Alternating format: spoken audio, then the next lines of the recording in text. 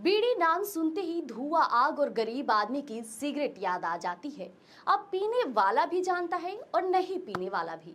हाल में जब बीड़ी पर जीएसटी घटा तो केरल कांग्रेस ने बी से बिहार और बी से बीड़ी कहकर तंज कसना चाहा, मगर उल्टा बिहार और बीड़ी दोनों ने ही आग लगा दी और आखिरकार कांग्रेस को माफी मांगनी पड़ गई।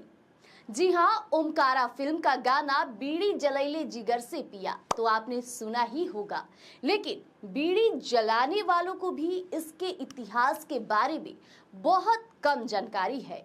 वो तो बस धुआं उड़ाते रहते हैं, लेकिन आज हम आपको बीड़ी की पूरी कहानी सुनाते हैं, इतिहास से लेकर रोजगार, राजनीति और बीमारी तक। नमस्कार, मैं प्रिया राज, आप देख रहे हैं स्वराज पोस्ट। भारत में बीड़ी की एंट्री 1600 के दशक में हुई।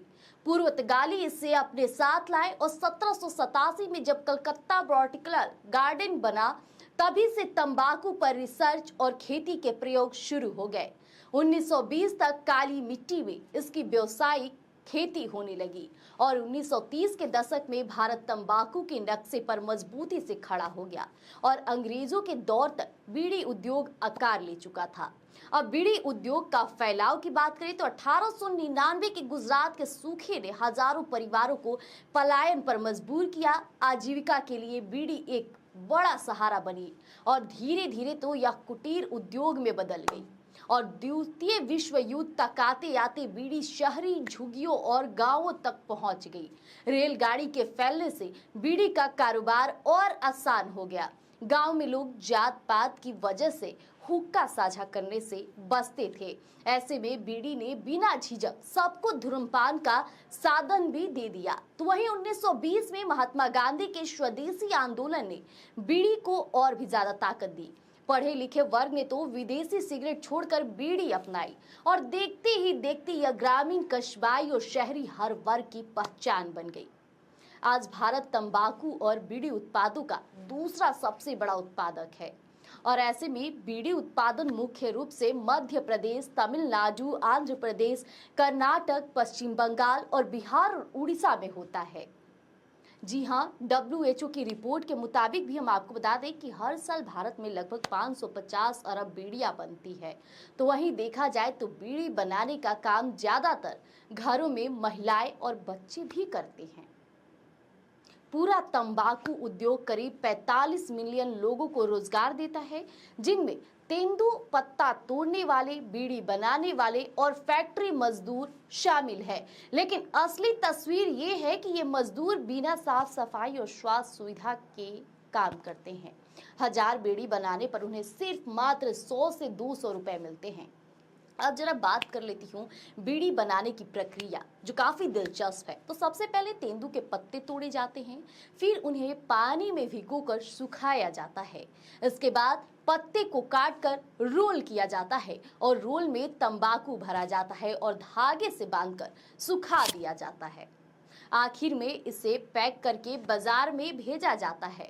देखिए, मैं ना आपको एक याद दिला दूं कि मैं औरंगाबाद गई थी। वहां पे देखिए कि एक छोटे गांव में एक महिला बीड़ी बना रही थी और मैंने जब देखा तो काफी मुझे अट्रैक्ट किया। तो मैंने पूछ भी लिया कि आखिरकार आप ये क्या कर रही हैं। तो उन्होंने बोला कि मैं बीड़ी बनाती हूँ और इसे बाजार में ले जाकर बेच देती हूँ। यानी कि गाँव में, छोटे कस्बों में ये रोजगार के भी काम आते हैं।